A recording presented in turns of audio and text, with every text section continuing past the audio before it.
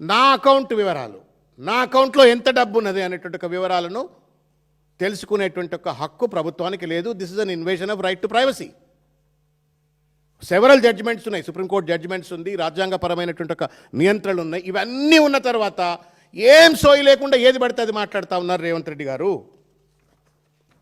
నేను అడుగుతా ఉన్నాను రేవంత్ రెడ్డి గారిని, కనీసం ఈ ప్రకటన చేసే ముందు నీ సొంత క్యాబినెట్ మంత్రులతో అయినా చర్చ చేశారా? క్యాబినెట్ మంత్రులతో చర్చ చేశారా? ఆయన ఎవరు? అడ్వకేట్ జనరల్, లక్షల రూపాయల జీతం ఇచ్చి మనం ప్రభుత్వం పెట్టుకున్న అడ్వకేట్ జనరల్ సుదర్శన్ రెడ్డి గారితో ఆయనతో మాట్లాడినారా?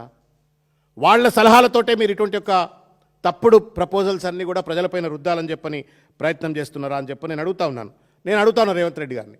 బాగా ఉత్సాహపడుతున్నావు కదా ప్రజల చాలాల సొమ్ము వసూలు చేయాలని చెప్పని, ఆటో డెబిట్ అని చెప్పని. మరి ఆటో క్రెడిట్ ఎందుకు లేదండి రేవంత్ రెడ్డి గారు? ఆటో క్రెడిట్ సిస్టమ్ ప్రవేశపెట్టు మొదలు.